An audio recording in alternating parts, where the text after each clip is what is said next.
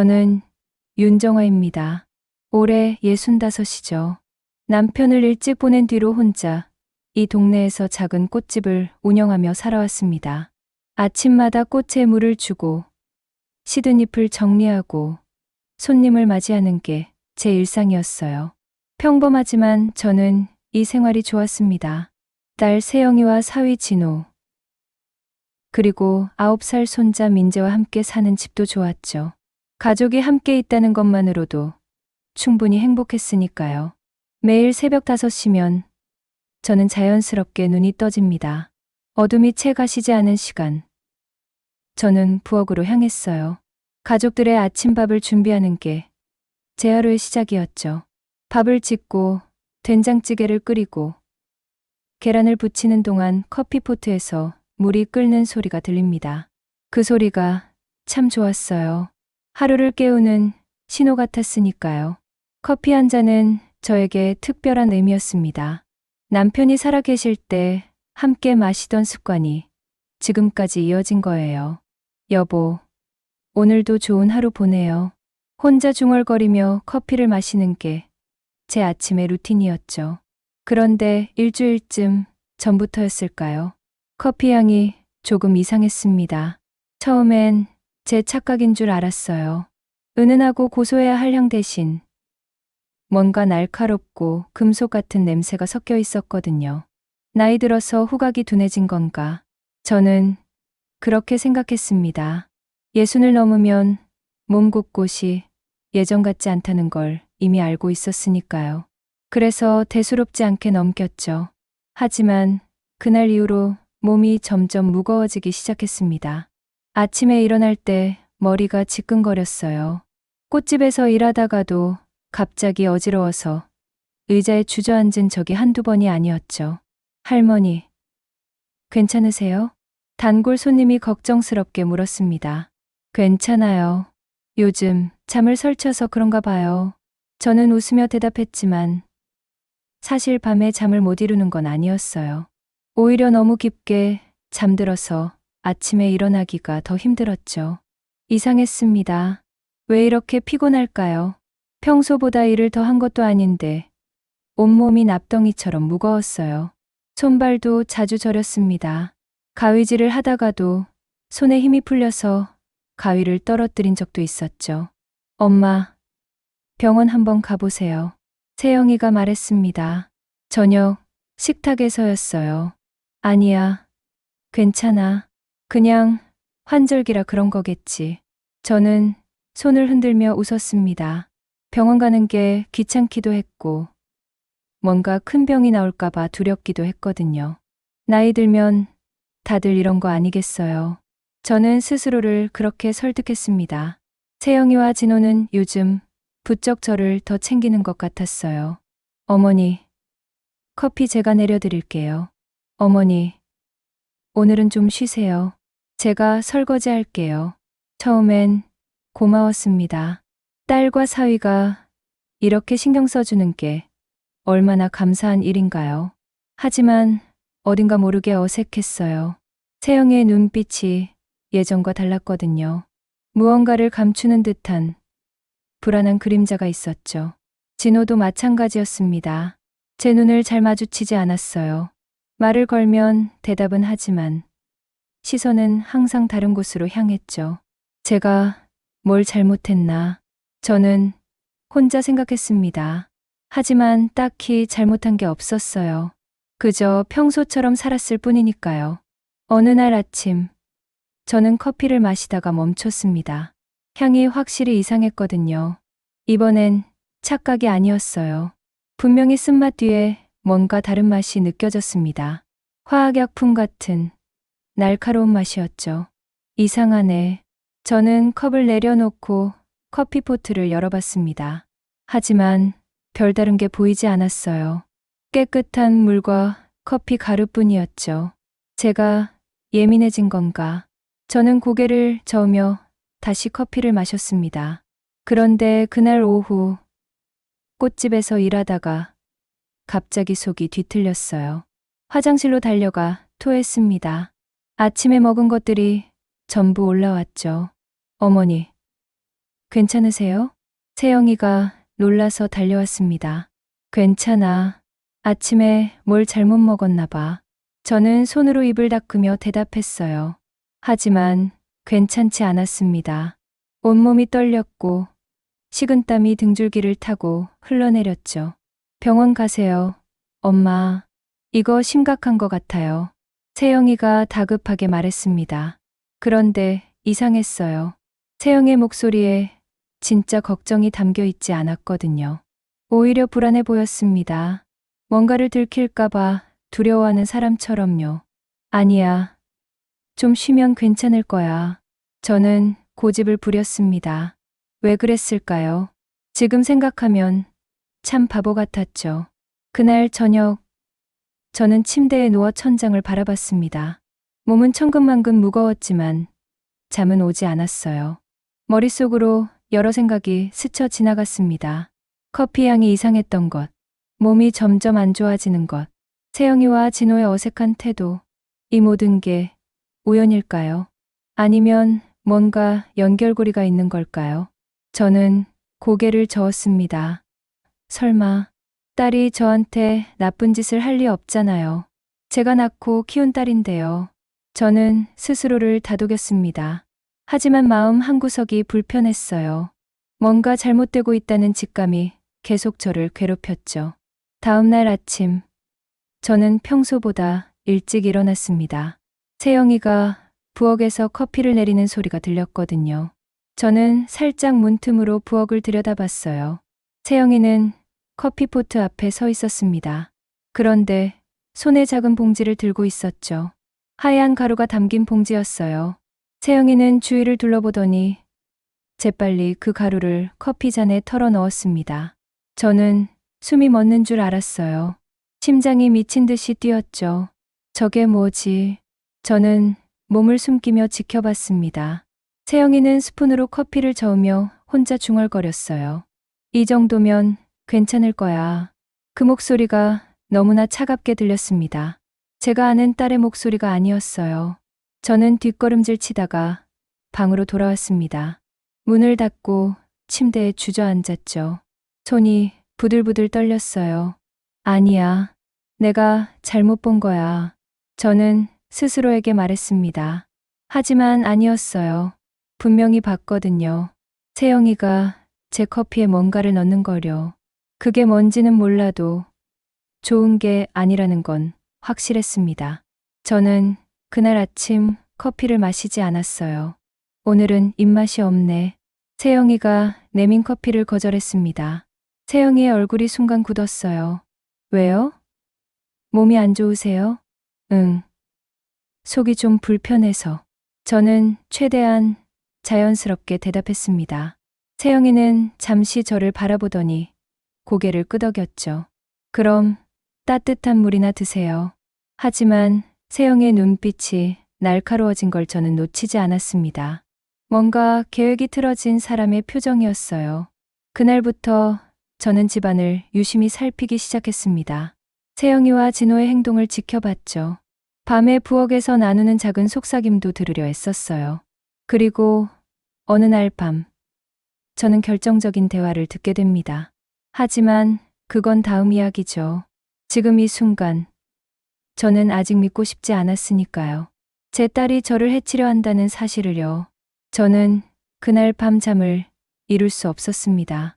침대에 누워 천장만 바라봤어요.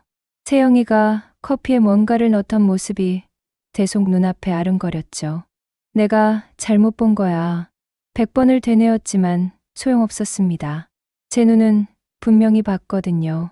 그 하얀 가루를, 딸의 차가운 눈빛을요. 새벽 2시쯤 됐을까요? 화장실에 가려고 방문을 열었는데 부엌에서 작은 불빛이 새어나왔습니다. 저는 조심스럽게 복도로 나갔어요. 목소리가 들렸죠. 세영이와 진호였습니다. 도대체 언제까지 이러는 거야? 진호의 목소리가 날카로웠어요. 평소엔 조용한 사람이었는데 이렇게 다급한 목소리는 처음 들었죠. 조금만 더 참아. 한 달이면 충분할 거야. 세영이가 낮게 대답했습니다. 저는 벽에 등을 기댄 채 숨을 죽였어요. 어머니가 눈치채면 어떡하려고. 오늘 커피 안 드셨잖아. 그냥 몸이 안 좋아서 그런 거야. 다시 평소대로 하시면 돼. 세영이의 목소리엔 조바심이 묻어났습니다. 근데 이게 정말 안전한 거 맞아? 나중에 우리가. 걱정 마. 조금씩만 넣으면 아무도 몰라. 나이 많은 사람은 원래 갑자기 돌아가시는 거잖아. 저는 그 순간 다리에 힘이 풀렸습니다. 벽을 짚지 않았다면 그대로 주저앉았을 거예요. 심장이 터질 것처럼 뛰었죠. 귀가 웅웅거렸습니다. 제 딸이, 제가 낳고 키운 딸이 저를 죽이려 한다는 사실을. 가게만 우리 명의로 넘어오면 대출 나오잖아. 그럼 우리 빚도 다 갚고. 진호의 목소리였습니다. 그래. 그것만 되면 다 해결돼. 조금만 더 견디자. 세영이가 한숨을 쉬었어요. 저는 뒷걸음질 쳤습니다. 방으로 돌아와 문을 닫았죠. 이불을 뒤집어 쓰고 입을 막았어요. 비명이 터져 나올 것 같았거든요. 온몸이 부들부들 떨렸습니다. 돈 때문에, 내 가게 때문에 저는 혼잣말을 했어요. 눈물이 주르르 흘러내렸습니다. 아팠어요. 칼로 심장을 찌르는 것보다 더 아팠죠. 제가 평생을 바쳐 일군 꽃집. 남편과 함께 시작했던 그 작은 가게가 제 목숨값이 되다니요. 새벽이 되어서야 저는 겨우 잠들었습니다. 아니, 잠든 게 아니라 기절한 거였죠. 다음 날 아침, 저는 평소처럼 일어났어요. 하지만 모든 게 달라 보였습니다. 세영이가 아침 인사를 건넸을 때도, 진호가 신문을 읽을 때도, 저는 그들이 낯설었어요. 어머니, 오늘은 괜찮으세요? 세영이가 물었습니다. 밝은 목소리였죠. 마치 어젯밤 그 무서운 대화를 나눈 사람이 아닌 것처럼요. 응. 좀 나아진 것 같아. 저는 웃으며 대답했습니다. 하지만 제 웃음은 가짜였어요. 얼굴, 근육을 억지로 움직이는 것뿐이었죠. 다행이다. 그럼 오늘은 커피 드실 수 있겠네요? 세영이가 커피포트로 향했습니다. 저는 그 뒷모습을 바라봤어요. 등이 차갑게 느껴졌습니다. 아니, 오늘도 따뜻한 물만 마실게. 왜요? 어머니, 커피 좋아하시잖아요. 세영이가 돌아보며 웃었습니다. 하지만 그 눈엔 웃음이 없었어요. 속이 아직 좀 불편해서. 저는 최대한 자연스럽게 말했습니다. 세영이의 미소가 굳어졌죠. 그래요. 그럼 죽이라도 끓여드릴까요? 아니야. 괜찮아. 내가 알아서 먹을게. 저는 재빨리 자리에서 일어났습니다. 그날부터 저는 조심했어요. 세영이가 내주는 음식은 먹지 않았습니다. 커피는 당연히 입에 대지도 않았죠. 물도 제가 직접 끓여 마셨어요. 어머니, 요즘 왜 이러세요? 제가 해드린 거 안 드시고. 며칠 뒤 세영이가 불쑥 물었습니다. 목소리에 날이 서 있었어요. 아니야. 그냥 입맛이 없어서 그래. 혹시 제가 뭘 잘못했나요? 세영이가 눈물을 글썽였습니다. 연기였어요. 저는 알 수 있었죠. 진짜 눈물과 가짜 눈물의 차이를요. 무슨 소리야. 내가 뭘 잘못했어. 저는 딸의 어깨를 토닥였습니다. 하지만 제 손은 떨렸어요. 혐오감과 두려움이 동시에 밀려왔거든요. 그날 밤, 저는 결심했습니다. 증거를 찾아야 한다고요. 세영이와 진호가 무엇을 제 커피에 넣었는지 알아내야 했어요. 새벽 3시, 저는 조용히 방문을 열었습니다. 집안은 고요했죠. 부엌으로 향했어요. 손전등을 켜고 싱크대 아래를 살폈습니다. 세제, 수세미, 쓰레기 봉투 사이로 뭔가 보였어요. 작은 플라스틱 통이었죠. 저는 손을 뻗어 그걸 꺼냈습니다. 투명한 통 안에 하얀 가루가 담겨 있었어요. 라벨은 없었습니다. 하지만 이게 뭔지 모르는 저라도 이상하다는 걸 알 수 있었죠. 손이 떨렸어요. 이게 정말 독극물일까요? 제 딸이 이런 걸 구했다는 게 믿기지 않았습니다. 뭐 하세요? 등 뒤에서 목소리가 들렸습니다. 저는 깜짝 놀라 뒤돌아봤어요. 진호였습니다. 어둠 속에서 저를 내려다보고 있었죠. 아, 물 마시려고. 저는 서둘러 통을 다시 넣었습니다. 한밤중에요? 방에 물 있잖아요. 진호의 목소리가 차갑게 가라앉았어요. 목이 말라서 찬물이 마시고 싶었어. 저는 냉장고로 향했습니다. 손이 덜덜 떨렸지만 애써 태어난 척했죠. 물을 한 컵 마시고 방으로 돌아왔어요. 진호는 계속 저를 지켜보고 있었습니다. 그 시선이 얼마나 무서웠는지 몰라요. 방문을 닫고 이불 속에 들어갔습니다. 식은땀이 등을 타고 흘렀죠. 들켰을까? 저는 두려웠어요. 이제 더 조심해야 한다는 것도 알았습니다. 세영이와 진호는 제가 눈치챘다는 걸 알면 어떻게 나올까요? 더 급하게 일을 진행할까요? 아니면 다른 방법을 찾을까요? 저는 잠들 수 없었습니다. 하지만 한 가지는 확실했어요. 저는 가만히 당하고만 있을 수 없었죠. 제 손자 민재를 생각했습니다. 9살 아이는 아무것도 모른 채 엄마 아빠를 믿고 있었어요. 민재만은 지켜야 해. 저는 다짐했습니다. 이 집에서 유일하게 순수한 건 민재뿐이었으니까요. 그리고 며칠 뒤 제가 예상하지 못한 일이 벌어졌습니다. 민재가 제 커피를 마신 거예요. 그날 아침은 모든 게 바뀌는 순간이었죠. 그날은 금요일이었습니다. 민재는 학교에 가기 전 아침밥을 먹고 있었어요. 할머니, 오늘 뭐 하세요? 민재가 밝게 물었습니다. 가게 가야지. 오늘 장미 배달 오는 날이거든. 저는 손자의 머리를 쓰다듬었어요. 민재의 맑은 눈을 보면 마음이 편안해졌죠. 이 아이만큼은 이 더러운 진실을 모르길 바랐습니다. 세영이가 부엌에서 커피를 내리고 있었어요. 저는 그 모습을 보며 긴장했습니다. 어머니, 오늘은 커피 드실 거죠? 세영이가 돌아서며 물었어요. 미소를 짓고 있었지만 눈빛은 날카로웠죠. 아니, 오늘도 속이. 어머니, 일주일째 커피 안 드시잖아요. 이상하지 않아요? 세영이의 목소리가 높아졌습니다. 민재가 고개를 들었어요. 엄마, 왜 그래? 아무것도 아니야. 밥 먹어. 세영이가 쏘아붙였습니다. 민재는 고개를 숙였죠. 저는 가슴이 아팠어요.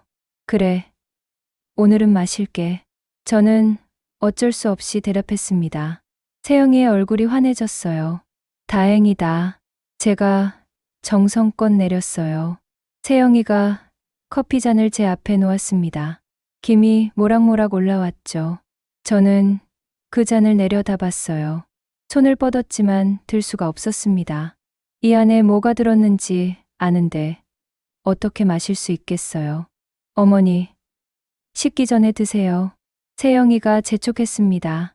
저는 잔을 들었어요. 입술에 가져다 댔죠. 하지만 마실 수 없었습니다.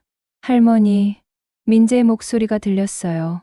할머니, 커피 냄새가 좀 이상해요. 민재가 코를 킁킁거렸습니다. 저는 깜짝 놀라 민재를 봤어요. 뭐가 이상한데? 잘 모르겠는데 평소랑 달라요. 좀 쓴 냄새? 민재가 고개를 갸웃했습니다. 세영이의 얼굴이 굳었어요. 민재야, 내가 뭘 안다고. 가서 준비해. 엄마, 진짜 이상한데요. 민재가 다가와 커피 잔을 들여다봤습니다. 그리고 갑자기 잔을 들어 올렸죠. 할머니, 커피. 내가 한 모금만 마셔볼게요. 안 돼. 저와 세영이가 동시에 소리쳤습니다. 하지만 늦었어요. 민재는 이미 커피를 입에 머금었죠. 꿀꺽 삼키는 소리가 들렸습니다. 민재야. 저는 민재에게 달려갔어요. 세영이는 창백한 얼굴로 얼어붙어 있었죠. 괜찮아요. 할머니. 그냥 맛이 좀. 민재가 말을 잇지 못했습니다. 얼굴이 일그러졌어요. 민재야, 괜찮니? 저는 민재의 얼굴을 감쌌습니다. 민재의 얼굴이 점점 하얘졌어요. 할머니, 속이 이상해요. 민재가 배를 움켜쥐었습니다. 어지러워요. 머리가. 민재가 비틀거렸죠. 저는 민재를 붙잡았습니다. 세영아, 119 불러. 저는 소리쳤어요. 하지만 세영이는 움직이지 않았습니다. 그저 멍하니 서서 민재를 바라볼 뿐이었죠. 정신 차려. 내 아들이잖아. 제 목소리에 세영이가 떨었어요. 손이 부들부들 떨렸죠. 엄마, 이거, 닥쳐. 지금 그게 중요해? 저는 민재를 안아 올렸습니다. 9살 아이가 이렇게 가벼웠나요? 아니면 제게 힘이 생긴 걸까요? 할머니, 무서워요. 민재가 제 품에서 울먹였습니다. 괜찮아, 괜찮아. 할머니가 있어. 저는 현관으로 달려갔어요. 신발도 제대로 신지 못했죠. 어디 가세요? 세영이가 뒤쫓아왔습니다. 병원 가야지. 안 돼요. 그럼 우리가. 닥쳐. 저는 처음으로 딸에게 소리를 질렀습니다. 평생 한 번도 큰 소리 낸 적 없는 제가 말이에요. 내가 한 짓이잖아. 내가 민재한테 먹인 거야. 세영이가 주저앉았어요. 울음을 터뜨렸죠. 하지만 저는 돌아보지 않았습니다. 계단을 내려가 택시를 잡았어요. 병원이요. 빨리요. 기사님이 놀라며 엑셀을 밟았습니다. 민재는 제 품에서 축 늘어져 있었어요. 의식은 있었지만 눈을 제대로 뜨지 못했죠. 민재야, 정신 차려. 할머니 봐. 저는 민재의 뺨을 가볍게 두드렸습니다. 할머니, 민재가 가늘게 대답했어요. 왜 그랬어? 왜 할머니 커피를 마셨어? 할머니가 마시면 안 될 것 같았어요. 민재의 목소리가 떨렸습니다. 무슨 소리야? 엄마가 이상했어요. 자꾸 할머니한테만 커피 드리라고 하고. 민재가 눈물을 흘렸어요. 밤에 아빠랑 이야기하는 것도 들었어요. 할머니 아프게 하면 안 되는데. 저는 숨이 막혔습니다. 이 아이가 알고 있었다는 거예요. 부모가 할머니를 해치려 한다는 거려. 민재야, 할머니, 미안해요. 제가 지켜드려야 하는데. 민재가 흐느꼈습니다. 저는 민재를 꼭 안았어요.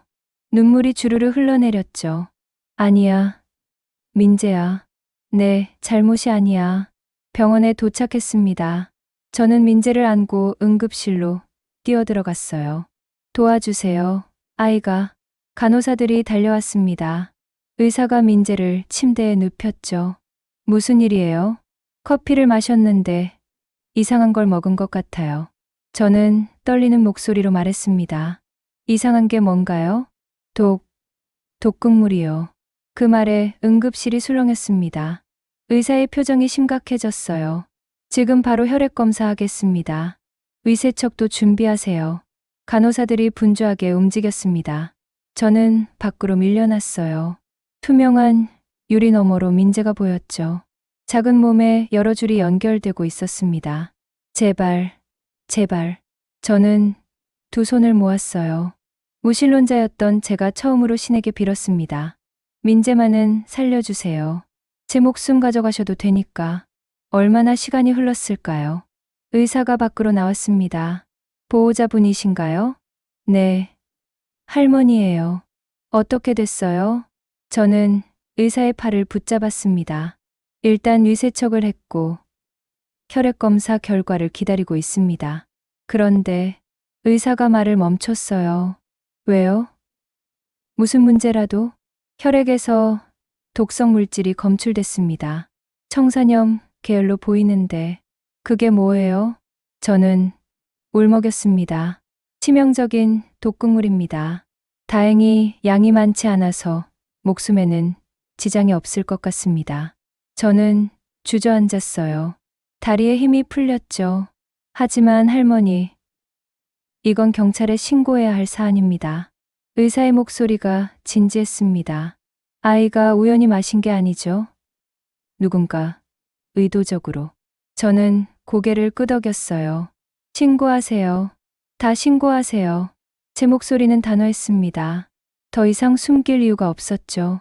제 손자가 대신 그 독을 마셨는데 어떻게 가만히 있을 수 있겠어요. 의사가 전화를 걸었습니다. 얼마 후 경찰이 도착했어요. 저는 모든 걸 말했습니다. 커피에서 이상한 냄새가 났던 것부터 밤에 들은 대화, 싱크대에서 찾은 하얀 가루까지요. 저희가 바로 출동하겠습니다. 할머니, 여기 계세요. 경찰이 급히 나갔습니다. 저는 민재가 있는 병실로 들어갔어요. 민재는 여전히 잠들어 있었죠. 작은 얼굴이 창백했습니다. 저는 민재의 손을 잡았어요. 미안해, 민재야. 할머니가 너를 지키지 못했어. 민재의 손이 따뜻했습니다. 아직 살아있다는 증거였죠. 저는 그 손을 놓지 않았습니다. 밖에서 비명소리가 들렸어요. 세영이와 진호가 경찰에게 연행되는 소리였습니다. 하지만 저는 돌아보지 않았어요. 이제 중요한 건 오직 하나였으니까요. 민재가 무사히 깨어나는 것이요. 민재가 눈을 뜬 건 그날 저녁이었습니다. 저는 병실 의자에 앉아 졸고 있었어요.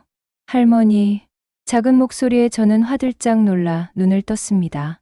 민재야, 저는 민재의 손을 꼭 잡았어요. 물 마시고 싶어요. 그래, 잠깐만 기다려. 저는 서둘러 물을 떠왔습니다. 민재가 천천히 물을 마셨어요. 얼굴에 조금씩 생기가 돌았죠. 할머니, 저 괜찮아요? 응, 괜찮아. 의사 선생님이 다 괜찮다고 하셨어. 저는 민재의 이마를 쓰다듬었습니다. 엄마는요? 민재가 조심스럽게 물었어요. 저는 할 말을 잃었습니다. 뭐라고 말해줘야 할까요? 내 엄마는 할머니를 죽이려 했고, 결국 내가 대신 독을 마셨다고요. 민재야, 엄마는 지금 경찰 아저씨들이랑 있어. 제가 말해야겠어요. 민재가 침대에서 일어나려 했습니다. 뭘 말해? 제가 본 거요. 엄마가 하얀 가루 넣는 거. 민재의 목소리가 떨렸어요. 민재야, 넌 할머니. 저 알았어요. 엄마가 할머니한테 나쁜 짓 하는 거. 민재가 울먹였습니다. 밤에 화장실 가려다가 들었어요. 엄마랑 아빠가 할머니 가게 이야기하는 거. 제 가슴이 먹먹해졌어요. 이 어린아이가 얼마나 무서웠을까요? 자기 부모가 할머니를 해치려 한다는 걸 알면서도 혼자 감당했을 생각을 하니 말이에요. 그래서 할머니, 커피 제가 마신 거예요. 할머니는 마시면 안 될 것 같았어요. 민재가 눈물을 뚝뚝 흘렸습니다. 저는 민재를 꼭 안았어요.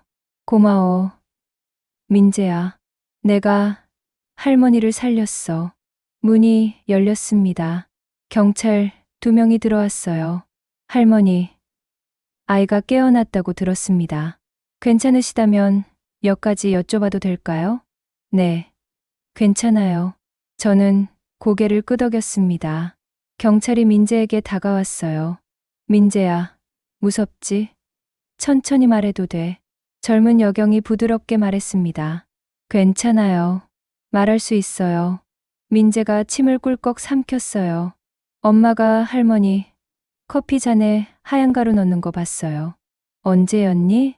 오늘 아침이요. 그리고 그전에도 여러 번 봤어요. 민재의 목소리가 또렷했습니다. 여러 번이라는 게 며칠이나 됐니? 일주일쯤? 정확히는 모르겠어요. 경찰이 메모했습니다. 그 가루가 어디 있었는지 아니? 싱크대 아래에 있었어요. 엄마가 매번 거기서 꺼냈어요. 저는 민재를 바라봤습니다. 이 아이가 이 모든 걸 보고 있었다니요. 얼마나 무서웠을까요? 민재야, 잘했어. 용기 내서 말해줘서 고마워. 여경이 민재의 머리를 쓰다듬었습니다. 할머니, 저희가 댁에 가서 압수수색을 했습니다. 남자 경찰이 저를 향해 말했어요. 싱크대 아래에서 플라스틱 통을 발견했습니다. 국과수의 분석을 의뢰했고요. 그게 뭐예요? 저는 떨리는 목소리로 물었습니다. 청산염, 계열, 독극물입니다. 소량으로도 치명적이고 조금씩 장기간 섭취하면 서서히 신체 기능을 마비시키죠. 경찰의 말에 저는 온몸에 소름이 돋았습니다. 그럼 제가 계속 그걸 마셨다는 거예요? 네. 할머니 머리카락을 검사한 결과 미량이지만 축적된 게 확인됐습니다. 저도 모르는 사이에 죽어가고 있었던 거죠. 딸과 사위는 현재 구속 상태입니다. 둘 다 모든 사실을 인정했어요. 뭐라고 하던가요? 저는 물었습니다. 알고 싶었어요. 그들이 무슨 말을 했는지요. 경찰이 잠시 망설이다 입을 열었습니다. 사위 박진호 씨는 사업 실패로 인한 빚이 3천만 원 정도 있었습니다. 딸 윤세영 씨도 카드 대금이 1,500만 원이었고요. 그래서 제 가게를 노린 거군요. 저는 쓴웃음을 지었습니다. 네. 할머니 명의의 꽃집 건물과 상가가 시세로 2억 정도 된다고 하더군요. 그걸 담보로 대출을 받으려 했던 것 같습니다. 하지만 제가 안 준다고 했죠. 그렇습니다. 작년에 한번 요청했다가 거절당했다고 하더군요. 저는 기억났어요. 작년 가을이었죠. 세영이와 진호가 가게를 담보로 대출을 받게 해달라고 했을 때요. 저는 단호하게 거절했습니다. 이 가게는 내 아버지랑 내가 평생 일해서 만든 거야. 빚 갚으려고 담보로 내줄 수 없어. 그날 세영이의 표정이 떠올랐어요. 창백하게 굳어있던 얼굴이요. 그때부터였을까요? 그들이 계획을 세운 게요. 윤세영 씨는 인터넷에서 독극물 구입 방법을 검색했고 불법 사이트를 통해 구매한 것으로 보입니다. 그걸 어떻게 구해요? 저는 믿기지 않았습니다. 요즘은 다크웹이라고 일반인들이 접근하기 어려운 인터넷 공간이 있습니다. 거기서 거래가 이루어진 것 같습니다. 경찰이 한숨을 쉬었어요. 처음 계획은 한 달 정도 소량씩 투여해서 자연사처럼 보이게 하는 거였답니다. 저는 입을 다물 수 없었습니다. 한 달이요. 한 달 동안 저는 매일 아침 독을 마셨을 거예요. 그리고 어느 날 조용히 죽었겠죠. 딸과 사위는 슬픈 척 장례를 치르고 제 재산을 물려받았을 거예요. 할머니, 민재가 제 손을 잡았습니다. 괜찮아요. 이제 다 끝났어요. 저는 민재를 보며 억지로 웃었어요. 하지만 속은 무너지고 있었죠. 엄마는 어떻게 돼요? 민재가 조심스럽게 물었습니다. 경찰이 대답했어요. 살인 미수죄로 기소될 겁니다. 특히 아동에게 직접적인 피해가 있었으니 형량이 상당할 거예요. 얼마나요? 최소 7년에서 10년 정도 예상됩니다. 민재의 손이 떨렸습니다. 아무리 그래도 엄마잖아요. 9살 아이에게 엄마가 감옥에 간다는 건 받아들이기 어려운 일이죠. 민재야, 괜찮니? 저는 민재를 안았어요. 할머니, 저 엄마 보고 싶어요. 민재가 울음을 터뜨렸습니다. 제 가슴이 찢어지는 것 같았어요. 경찰 아저씨, 딸을 만날 수 있을까요? 저는 물었습니다. 지금은 조사 중이라 어렵습니다. 하지만 내일쯤이면 접견이 가능할 겁니다. 알겠습니다. 경찰이 떠나고 병실엔 저와 민재만 남았어요. 창밖으로 밤이 깊어가고 있었죠. 할머니, 제 잘못이에요. 민재가 말했습니다. 무슨 소리야. 제가 엄마한테 할머니 아프다고 말했어야 했는데. 그럼 엄마가 안 그랬을지도. 아니야. 민재야. 내 잘못이 절대 아니야. 저는 민재를 꼭 안았습니다. 이건 어른들의 잘못이야. 내 엄마와 아빠의 잘못이지. 민재는 한참을 울었어요. 저도 함께 울었습니다. 우리 둘 다 너무 아팠으니까요. 그날 밤, 저는 경실 의자에 앉아 잠들지 못했습니다. 민재는 약 때문에 깊이 잠들었지만 저는 눈을 감을 수 없었어요. 창밖으로 보이는 밤하늘을 바라봤습니다. 별이 하나도 보이지 않았죠. 구름이 잔뜩 낀 캄캄한 밤이었어요. 여보, 저는 혼잣말을 했습니다. 우리 딸이 이렇게 됐어요. 제가 뭘 잘못 키운 걸까요? 대답은 없었어요. 하지만 저는 알았습니다. 이건 제 잘못이 아니라는 것을요. 사람은 누구나 선택을 하고 그 선택엔 책임이 따른다는 것을요. 세영이는 돈을 선택했습니다. 엄마보다, 아들보다 돈을 선택한 거죠. 그리고 그 대가를 치러야 했어요. 저는 더 이상 눈물이 나오지 않았습니다. 마음이 텅 비어버린 것 같았죠. 하지만 한 가지는 확실했어요. 저는 민재를 지킬 거예요. 이 아이만큼은 올바르게 키울 거라고요. 부모가 저지른 죄를 아이가 짊어지게 하지 않을 거라고요. 그렇게 긴 밤이 지나갔습니다. 재판은 석 달 뒤에 열렸습니다. 그 사이 저는 민재와 함께 살았어요. 꽃집은 계속 운영했죠. 매일 아침 민재를 학교에 데려다주고 오후엔 함께 가게 일을 했습니다. 민재는 예전보다 조용해졌어요. 웃음도 많이 줄었죠. 가끔 밤에 악몽을 꾸고 깨어나 울곤 했습니다. 할머니, 엄마가 나타났어요. 무서운 얼굴로. 괜찮아. 꿈이야. 할머니가 여기 있잖아. 저는 민재를 안고 등을 토닥였어요. 이 아이의 상처가 얼마나 깊은지 알았죠. 재판장에 들어서는 날, 저는 긴장했습니다. 민재는 학교에 보냈어요. 이런 자리에 아이를 데려올 순 없었으니까요. 법정에 세영이와 진호가 앉아 있었습니다. 죄수복을 입은 모습이 낯설었어요. 세영이가 저를 봤습니다. 눈이 마주쳤죠. 세영이의 눈에 눈물이 고였어요. 하지만 저는 시선을 돌렸습니다. 피고인 윤세영과 박진호는 살인 미수 및 아동학대 혐의로 기소됐습니다. 판사가 말했습니다. 검사가 일어나 사건 경위를 설명했어요. 청산염, 독극물을 구입한 과정, 일주일간 투여한 사실, 결국 손자가 마시게 된 경위까지요. 피고인들은 금전적 어려움으로 피해자의 재산을 노렸고 자연사로 위장하기 위해 치밀하게 계획했습니다. 검사의 목소리가 법정에 울렸습니다. 특히 피해자의 손자인 9살 민재 군이 할머니를 지키기 위해 독이 든 커피를 마시는 과정에서 직접적인 피해를 입었습니다. 방청석에서 한숨 소리가 들렸어요. 피고인 측 변호인, 할 말 있습니까? 판사가 물었습니다. 변호사가 일어났어요. 피고인들은 깊이 반성하고 있습니다. 경제적 압박으로 인한 일시적 판단 착오였으며, 판단 착오라니요? 검사가 끼어들었습니다.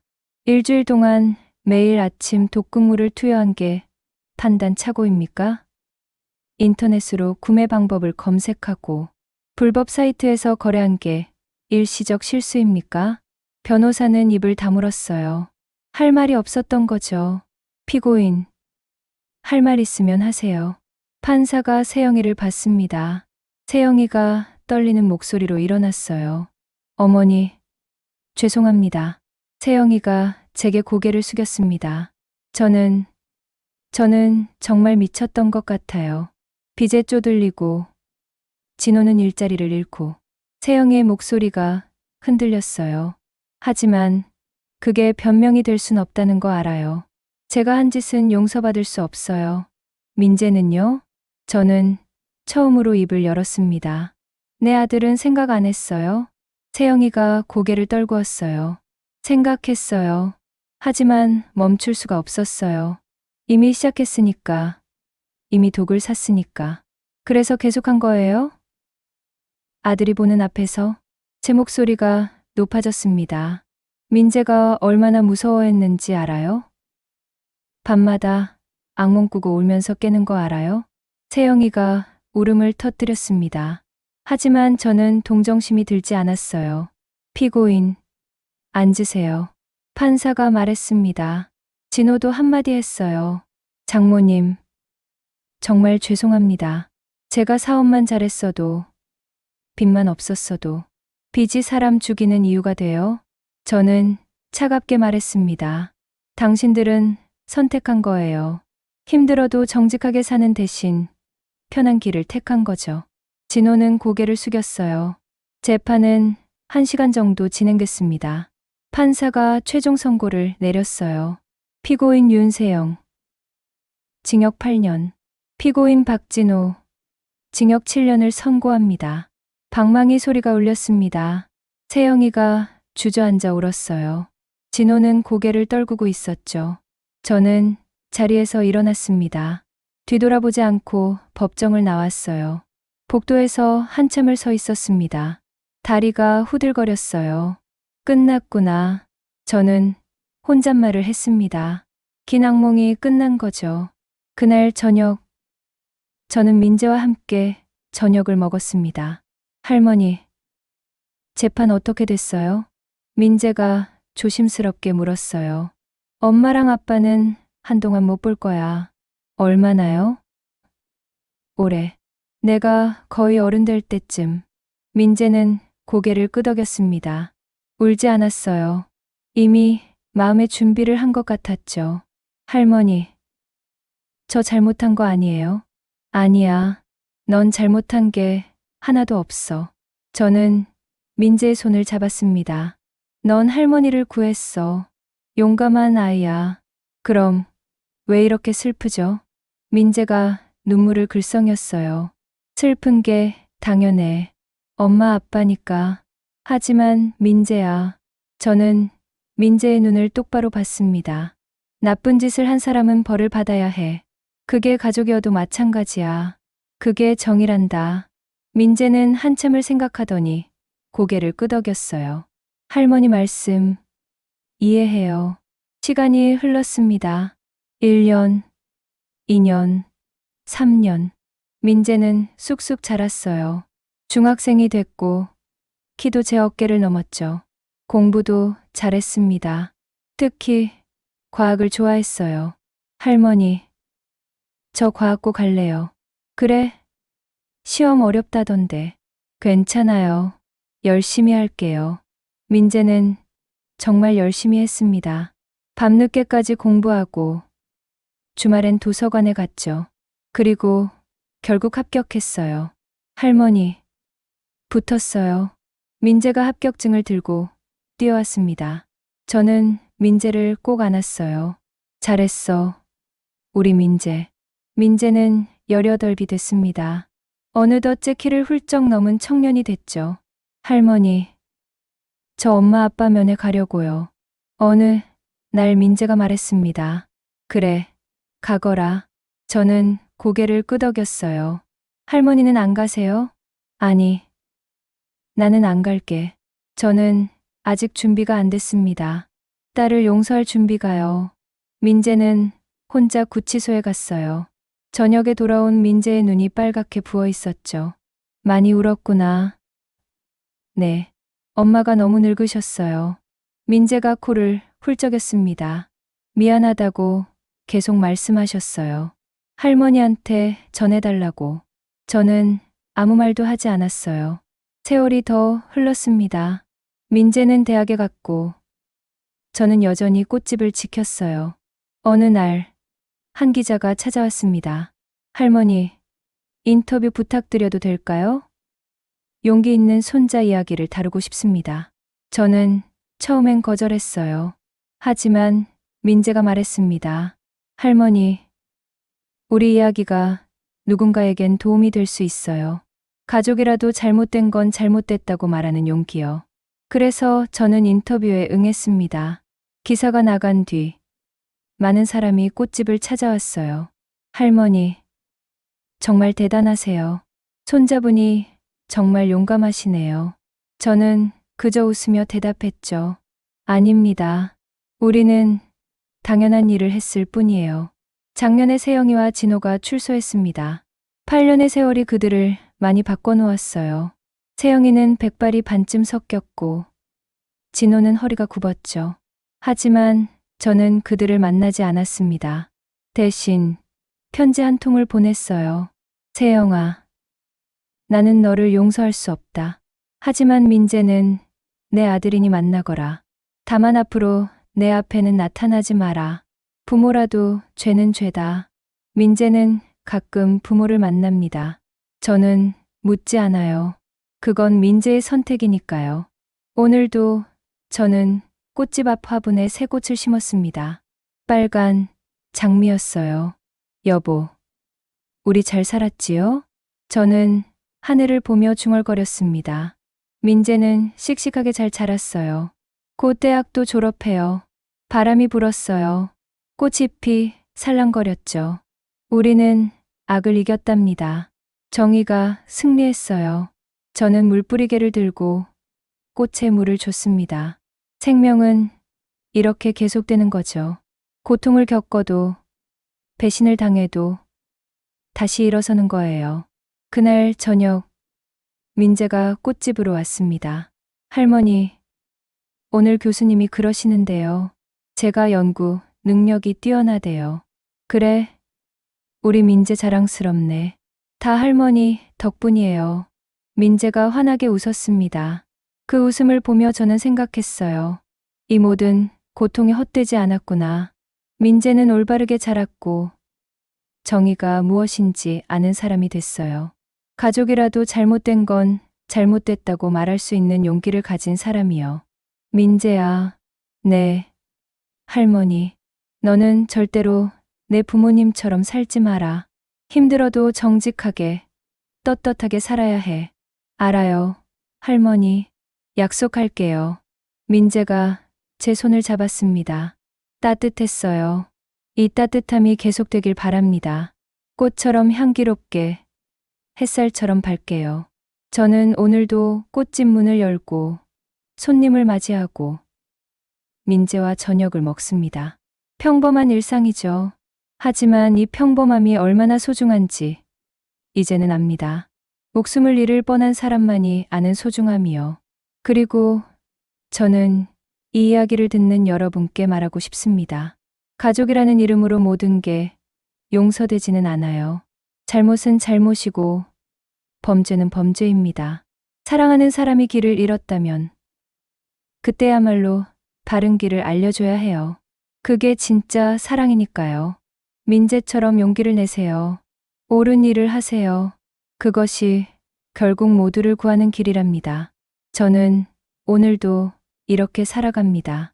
꽃을 가꾸고 손자를 사랑하고 하루하루 감사하며요.